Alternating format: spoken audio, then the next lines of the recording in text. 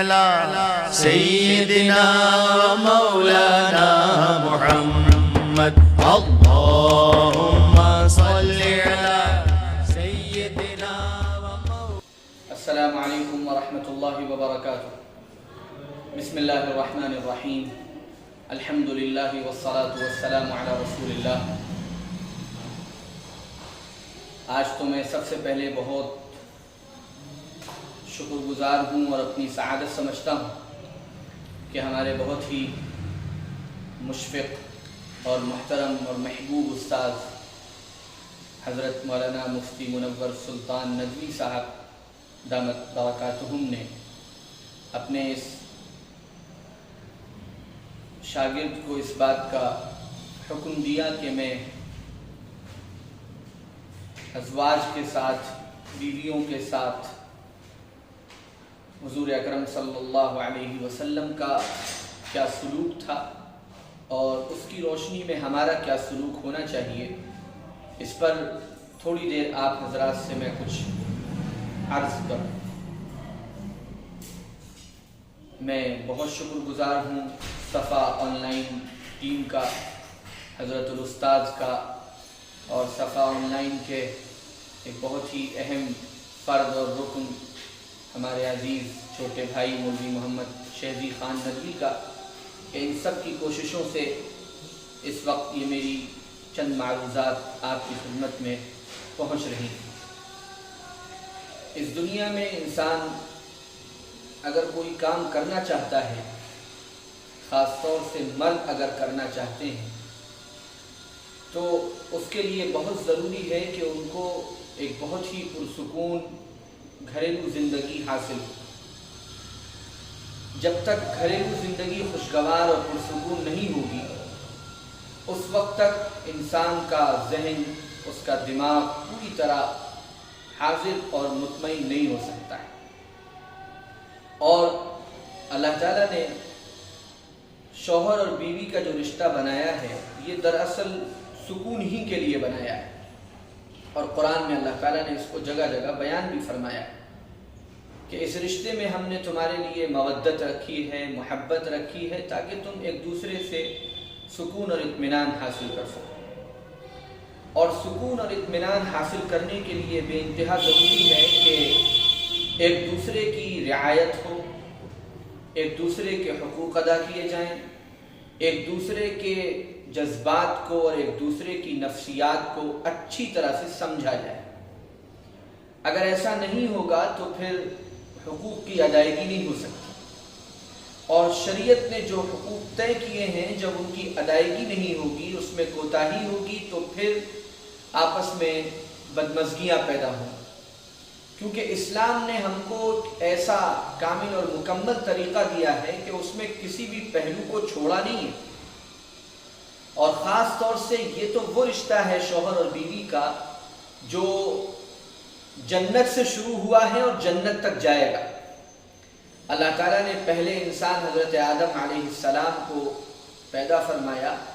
تو ان کے ساتھ اللہ نے انہی میں سے حضرت حوا کو پیدا کیا اور ان کو حضرت آدم کی بیوی بنایا۔ گویا اس رشتے کا آغاز جنت سے ہوا ہے، اور یہ بات بھی وضاحت اور صراحت سے ملتی ہے کہ قیامت میں جب جنتی جنت میں پہنچ جائیں گے تو وہ وہاں پر اپنے جوڑے اسی حساب سے رہیں گے، شوہر اور بیوی ساتھ میں رہیں گے۔ یہ اس رشتے کی اہمیت کو بتانے کے لیے بہت کافی ہے کہ یہ رشتہ کتنا اہم ہے۔ اور دنیا کی زندگی میں بھی سب سے لمبا ساتھ جو ہوتا ہے وہ اسی رشتے کا ہوتا ہے۔ عام طور سے ایک لڑکا اپنے والدین کا صرف بیٹا بن کر 20-22 سال رہتا ہے، اس کے بعد اس کا نکاح ہو جاتا ہے تو بیٹے کے ساتھ وہ ایک بیوی کا شوہر بھی بن جاتا ہے، اور پھر ظاہر ہے اس کے والدین عمر کے اس مرحلے میں عام طور سے پہنچ جاتے ہیں، جس کے بعد ان کا بڑھاپا شروع ہو جاتا ہے اور پھر وہ دنیا سے رخصت ہو جاتے ہیں۔ اور ایک عام زندگی میں جو انسانوں کی ایوریج لائف، اس لحاظ سے شوہر اور بیوی کا رشتہ تقریباً 50 سال کے قریب قائم رہتا ہے۔ لوگ 70 سال کے آس پاس عام طور سے لوگوں کی عمریں ہوتی ہیں، اور 20-22 سال کی عمروں میں شادیاں ہوتی ہیں، تو یہ 50 سال کا تقریباً رشتہ ہوتا ہے، اور اللہ تعالیٰ برکت عطا فرمائے کسی کو اس سے بھی زیادہ یہ رفاقت نصیب رہتی ہے۔ تو اگر اس رشتے میں کھٹاس رہے گی، اس رشتے میں بدمزگیاں رہیں گی، اس رشتے میں ایک دوسرے کے حق کو نہ پہچاننے کا مزاج ہوگا، تو پھر زندگی تباہ ہو جائے گی، چاہے کتنی دولت ہو، کتنا مال ہو، کتنی عزت ہو، کتنی شہرت ہو، وہ سب ایک طرف پڑی رہ جائے گی ازدواجی زندگی کے سکون کے بغیر۔ اسی لیے حضور اکرم صلی اللہ علیہ وسلم نے نہ صرف یہ کہ آپس کی زندگی کو خوشگوار کیسے بنانا ہے اس کے اصول بیان فرمائے، قرآن میں اس کا تذکرہ آیا، حدیثوں میں نبی اکرم صلی اللہ علیہ وسلم نے اس کا تذکرہ فرمایا، بلکہ پھر حضور نے اپنی عملی زندگی سے یہ سب کر کے دکھایا، اور آپ نے ایک بہترین شوہر کے طور پر اپنا اسوہ ہمارے لیے پیش کیا، کیونکہ اللہ کے رسول صلی اللہ علیہ وسلم ہمارے لیے آئیڈیل ہیں، اسوہ ہیں، مثال ہیں، صرف ایک عبادت کے معاملے میں نہیں، صرف دینی عوامر جن کو ہم سمجھتے ہیں نماز، روزہ، زکوٰۃ، حج، صرف ان کی تکمیل میں نہیں، بلکہ آپ ہمارے لیے ایک شوہر کی حیثیت سے بھی اسوہ ہیں، ایک باپ کی حیثیت سے بھی اسوہ ہیں، ایک عام انسان کے ساتھ زندگی گزارنے والے انسان کی حیثیت سے بھی اسوہ ہیں۔ لَقَدْ كَانَ لَكُمْ فِي رَسُولِ اللَّهِ أُسْوَةٌ حَسَنَةٌ، لہذا آپ اسوہ ہیں ہمارے لیے بحیثیت شوہر بھی، اور حضور نے فرمایا تھا صلی اللہ علیہ وسلم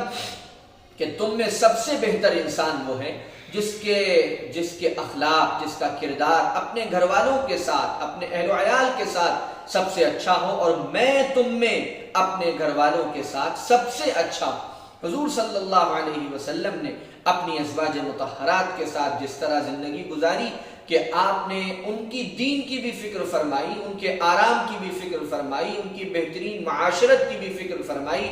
آپ نے ان کو اللہ سے بھی قریب کیا، آپ نے ان کے حقوق بھی ادا کیے، آپ نے ان کے ساتھ ان کی تمام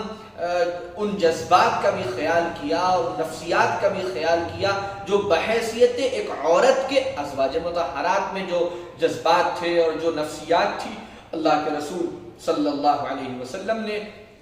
ہر موقع پر اس کی رعایت فرمائی۔ جہاں تک معاملہ دین کا تھا تو دین تو آپ نے پوری دنیا کو آپ پہنچانے کے لیے آئے تھے، لیکن ایسا نہیں تھا کہ آپ اس میں اپنی ازواج سے غافل ہو گئے تھے۔ بخاری شریف کی روایتوں میں ہے، رمضان المبارک کے تعلق سے یہ بات آتی ہے کہ جب آخری عشرہ آتا تھا تو حضور صلی اللہ علیہ وسلم اشتد مئزرہ وایقظ اہلہ، کہ اللہ کے رسول صلی اللہ علیہ وسلم عبادت کے لیے اپنی کمر کس لیتے تھے اور رات کو عبادت کے لیے اپنے گھر والوں کو جگاتے تھے، آپ ان کو اللہ سے مانگنے کی تلقین کرتے تھے، اور دین اور بعض موقعوں پر کچھ ایسے حالات بنے کہ ازواج مطہرات نے کوئی بات فرما دی تو اللہ نے فرمایا تھا کہ ان سے آپ فرما دیجئے کہ ان کنتن تردن الحیات الدنیا وزینتها فتعالین امتعکن واسرحکن سراحا جمیلا، کہ اگر تمہیں دنیا اور اس کی زینت مطلوب ہے تو پھر میں تمہیں بہت ہی اچھی طرح سے رخصت کیے دیتا ہوں، اور اگر وَإِن كُنتُنَّ تُرِدْنَ اللَّهَ وَرَسُولَهُ وَالدَّارَ الْآخِرَةَ، اگر تم اللہ کو چاہتی ہو، رسول کو چاہتی ہو، آخرت کا بہترین انجام چاہتی ہو، تو پھر ایک دوسرا راستہ ہے۔ ظاہر ازواج مطہرات نے فوراً یہ بات فرمائی تھی کہ ہمیں تو اللہ اور رسول اور آخرت مطلوب ہے، ہمیں تو یہی چاہیے۔ تو ہر موقع پر اللہ کے رسول صلی اللہ علیہ وسلم نے اپنی ازواج کا تعلق اللہ سے بڑھایا، ان کو دین پر آمادہ کیا، ان کو شریعت بتائی، یہاں تک کہ حضور صلی اللہ علیہ وسلم کے علوم میں یہ اگر کہا جائے کہ علوم اور ان کی گہری سمجھ میں سب سے بلند ترین مقام جن چند لوگوں کو ملا، ان میں ایک آپ کی زوجہ مطہرہ حضرت سیدہ عائشہ صدیقہ رضی اللہ تعالی عنہ، ان میں حضرت ام سلمہ رضی اللہ تعالی عنہ، یہ آپ کی ازواج مطہرات تھیں، یہ آپ کی پاک بیویاں تھیں، امت کی مائیں تھیں، اور یہ آپ کے علوم کی وارث بنی، آپ کے تفقہ فی الدین کی بھی وارثہ بنی، اور پوری امت میں ان سے دین منتقل ہوا۔ بڑے بڑے مسائل جب پھنستے تھے تو کبار صحابہ حضرت عائشہ کی خدمت میں حاضر ہوتے تھے اور ان سے وہ مسائل دریافت کرتے تھے اور ان سے ان کا حل پوچھتے تھے۔ اسی طرح اللہ کے رسول صلی اللہ علیہ وسلم نے اپنے اخلاق کے اعتبار سے ازواج مطہرات کا بھرپور خیال فرمایا۔ آپ نے کبھی اپنی ازواج مطہرات کے ساتھ وہ انداز نہیں اختیار کیا جو ہم لوگ یہ سمجھتے ہیں کہ ایک شوہر کو ایک بیوی کے ساتھ اختیار کرنا چاہیے بحیثیت حاکم کے، اسے ظالم بن جانا چاہیے، اسے متشدد بن جانا چاہیے، بلکہ ہمیں یہ نظر آتا ہے کہ اللہ کے رسول صلی اللہ علیہ وسلم اپنی ازواج کے ساتھ بہت ہی خوش اخلاقی کے ساتھ، بہت خندہ پیشانی کے ساتھ، بہت محبتوں کے ساتھ، بڑی مسکراہٹوں کے ساتھ آپ صلی اللہ علیہ وسلم رہتے تھے۔ آپ ان کا ہاتھ بٹاتے تھے، آپ کاموں میں ان کا ساتھ دیتے تھے، آپ گھر میں کبھی جھاڑو لگا دیتے تھے، آپ برتن دھو دیتے تھے، آپ صلی اللہ علیہ وسلم ازواج مطہرات کے ساتھ ہنسی مذاق فرماتے تھے، آپ ان کے ساتھ حدود کے اندر رہتے ہوئے تفریح فرماتے تھے۔ یہ اللہ کے رسول صلی اللہ علیہ وسلم کی عادت تھی۔ آپ ہمیشہ گھر میں سلام کر کے داخل ہوتے، مسکراتے ہوئے داخل ہوتے، اچھی اچھی باتیں کرتے، گھر کے ماحول کو خوشگوار رکھنے کی فکر فرماتے، آپ عمر کا خیال فرماتے۔ حضرت عائشہ رضی اللہ تعالی عنہا کم عمر تھی، اللہ کے رسول صلی اللہ علیہ وسلم ان کی عمر کا لحاظ فرماتے۔ روایتیں موجود ہیں حدیث کی کتابوں میں، سیرت کی کتابوں میں۔ آپ نے حضرت عائشہ کی آڑ کی اور حضرت عائشہ کو باہر ایک کھیل ہو رہا تھا، وہ کھیل دکھایا۔ آپ نے حضرت عائشہ کو اپنی سہیلیوں کے ساتھ کھیلنے کی اجازت عطا فرمائی۔ آپ نے بعض موقعوں پر حضرت عائشہ کے ساتھ جنگل میں دوڑ لگائی کہ آؤ عائشہ دیکھیں تم آگے نکلتی ہو یا ہم آگے نکلتے ہیں۔ یہ وہ اللہ کے رسول صلی اللہ علیہ وسلم کا کردار تھا اور آپ کا وہ اخلاق تھے اور آپ کا وہ اسوہ حسنہ تھا جو آپ اپنی ازواج مطہرات کے ساتھ فرماتے۔ آپ کی کئی ازواج مطہرات تھیں لیکن اس کے باوجود آپ ان کے درمیان بہت ہی عدل کا، انصاف کا، احسان کا معاملہ فرماتے تھے، اور اتنا آپ کو تعلق تھا اپنی ازواج کے ساتھ کہ مشہور حدیث ہے کہ حضرت خدیجہ رضی اللہ تعالی عنہ کی وفات ہو گئی تھی، اور حضرت خدیجہ رضی اللہ تعالی عنہ کی وفات کے بعد مدینہ منورہ میں بہت تذکرہ فرماتے اللہ کے رسول صلی اللہ علیہ وسلم، اور یہاں تک کہ گھر میں اگر سالن بنتا تو اس سالن کو بھی آپ فرماتے کہ تھوڑا سا بڑھا دو، خدیجہ کی کچھ سہیلیاں یہاں رہتی ہیں ان تک وہ سالن پہنچا دو، اور اتنا آپ کی زبان پر حضرت خدیجہ کا تذکرہ ہوتا کہ حضرت عائشہ رضی اللہ عنہا نے بعض مرتبہ فرمایا کہ یا رسول اللہ کیا ہو گیا ہے کہ آپ اب تک خدیجہ کو بھولتے نہیں، اور بعض موقعوں پر یہ فرمایا کہ مجھے اتنا رشک آتا ہے خدیجہ پر کہ میں اسے بیان نہیں کر سکتی کہ اللہ کے رسول صلی اللہ علیہ وسلم ان کی وفات کے اتنے عرصے بعد بھی خدیجہ کو یاد رکھتے ہیں۔ ظاہر ہے یہ وہ زندگی تھی کہ جب آپ کا کوئی اور نکاح نہیں ہوا تھا، صرف حضرت خدیجہ رضی اللہ عنہا آپ کے نکاح میں تھی، اور جب تک حضرت خدیجہ رہی آپ نے دوسرا نکاح نہیں فرمایا۔ حضرت خدیجہ رضی اللہ عنہا نے ہر اعتبار سے اپنے رسول، اپنے محبوب شوہر، اپنے محبوب رسول کا ساتھ دیا۔ حضور صلی اللہ علیہ وسلم مالی اعتبار سے بھی آپ کی زندگی میں بڑی پریشانیاں تھیں۔ حضرت خدیجہ رضی اللہ تعالی عنہا ایک بہت ہی مالدار عورت تھی، تاجرہ تھی، ان کے ذریعے سے قرآن میں یہ تفسیر میں لوگوں نے، مفسرین نے لکھا ہے وَوَجَدَكَ عَائِلًا فَأَغْنَى، اللہ فرماتا ہے کہ اللہ نے آپ کو مالی اعتبار سے تھوڑا کمزور پایا تو اللہ نے پھر آپ کو غنی کر دیا۔ خدیجہ جیسی بیوی آپ کے حصے میں آئی، اور پھر جب دینی ذمہ داری آپ کے اوپر پڑی، دینی کام آپ پر پڑا، دعوت کی ذمہ داری آپ کے اوپر پڑی، آپ کو نبی اور رسول بنایا گیا، وہ بھی مشہور واقعہ ہے کہ آپ بری طرح گھبرا گئے، اور آپ گھر پہ آئے تو آپ نے فرمایا زمیلونی زمیلونی، مجھے چادر اڑاؤ، آپ کے چہرے پر پسینہ آنے لگا، آپ فرمانے لگے مجھے ڈر لگتا ہے کہیں میری جان نہ چلی جائے۔ اس وقت آپ کی زوجہ مطہرہ حضرت خدیجہ نے ہی آپ کو تسلی دیتے ہوئے فرمایا تھا انک لتصل الرحم وتحمل الکل وتقری الضیف وتعین علی نوائب الحق کلا واللہ لا یخزیک اللہ ابدا۔ اے میرے سرتاج، اے محمد مصطفیٰ صلی اللہ علیہ وسلم، آپ کے اخلاق بڑے اعلیٰ ہیں، آپ صلہ رحمی کرتے ہیں، آپ پریشان حالوں کے کام آتے ہیں، آپ لوگوں کی مدد کرتے ہیں، آپ مہمانوں کی ضیافت کرتے ہیں، خدا کی قسم اللہ آپ کو ضائع نہیں کرے گا، اللہ آپ کو رسوا نہیں کرے گا۔ یہ زندگی تھی جو ہمیں نظر آتی ہے اللہ کے رسول صلی اللہ علیہ وسلم کے اسوے میں، کہ آپ نے ہر موقع پر اپنی اس رشتے کو بحسن خوبی نبھایا، اور کہا جا سکتا ہے کہ ایک آئیڈیل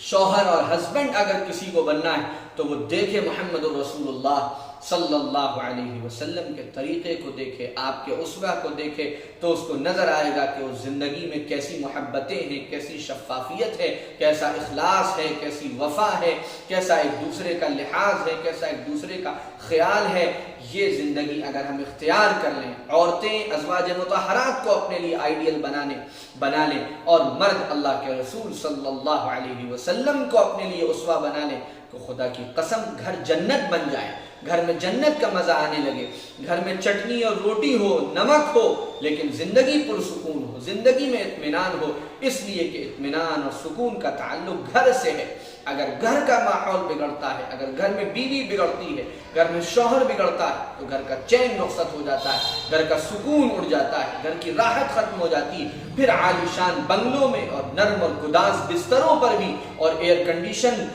کمروں میں بھی پھر نیند نہیں آتی، پھر بلڈ پریشر ہوتا ہے، پھر شوگر ہوتی ہے۔ یہ سب نتیجہ ہوتا ہے اس ذہنی الجھن کا، اس ٹینشن کا، اس دباؤ کا، اس بے چینی کا، اس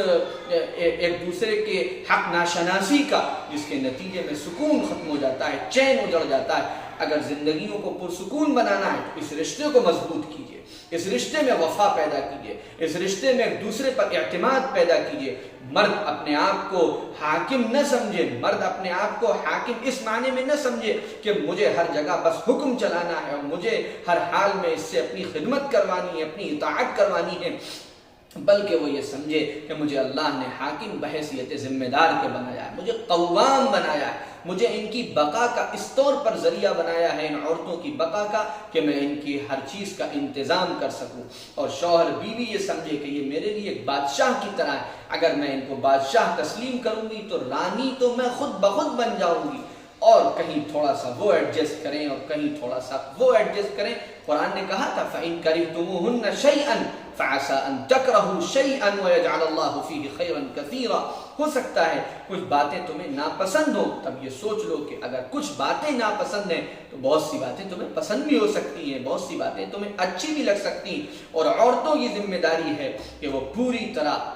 اخلاص کا، وفا کا مظاہرہ کریں، ادب کا پہلو بھی اپنے سامنے رکھیں، شوہر کا اکرام کریں، اس کے ساتھ اطاعت اور فرما برداری کا معاملہ رکھیں، اپنی زبان کی حفاظت کریں، اپنے جملوں سے، اپنی باتوں سے شوہر کی دل آزاری نہ کریں، اور مرد ان کے جذبات کا خیال کریں، ان کے احساسات کا خیال کریں، ہر موقع پر اپنے شوہر ہونے کو مسلط نہ کریں بلکہ ایڈجسٹ کرنے کی بھی عادت بنائیں۔ حضور صلی اللہ علیہ وسلم کی زندگی میں یہ ساری چیزیں بڑی خوبصورت طریقے پر ہمارے سامنے آتی ہیں،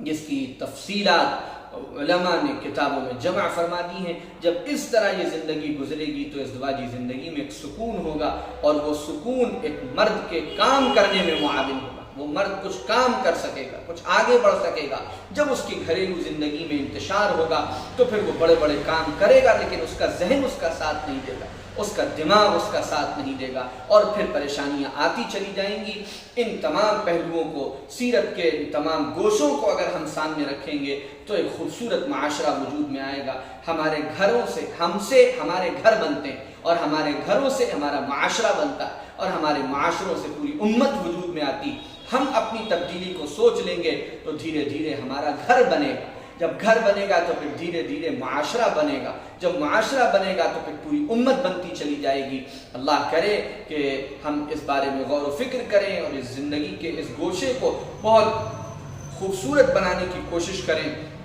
اپنی زندگی کو اس پہلو سے انجوائے کریں۔ میں عام بول چال کا لفظ استعمال کر رہا ہوں کہ یہ رشتہ کوئی قانونی رشتے کی حیثیت سے نہیں چل سکتا۔ اسلام نے اسی لیے نکاح اور طلاق دونوں کی گنجائشیں رکھی کہ بہت مشکل ہوتا ہے اس رشتے کو صرف قانونی طریقے پر نبھانا۔ دن رات کا ساتھ ہے، صبح و شام کا ساتھ ہے۔ اس رشتے کو قانون سے بڑھ کر محبتوں کے ذریعے نبھایا جاتا ہے، وفا کے ذریعے نبھایا جاتا ہے، اپنائیت کے ذریعے نبھایا جاتا ہے، ایک دوسرے سے ایڈجسٹ کر کے نبھایا جاتا ہے، ایک دوسرے کے جذبات اور خیالات کا اور احساسات کا لحاظ کر کے نبھایا جاتا ہے۔ جب اس طرح اس رشتے کو نبھایا جائے گا تو پھر اس رشتے میں محبتیں ہوتی ہیں، خوشیاں ہوتی ہیں، لطف ہوتا ہے، ایک اچھا احساس ہوتا ہے۔ اور اگر محض قانونی رشتہ بن کر رہ جاتا ہے تو پھر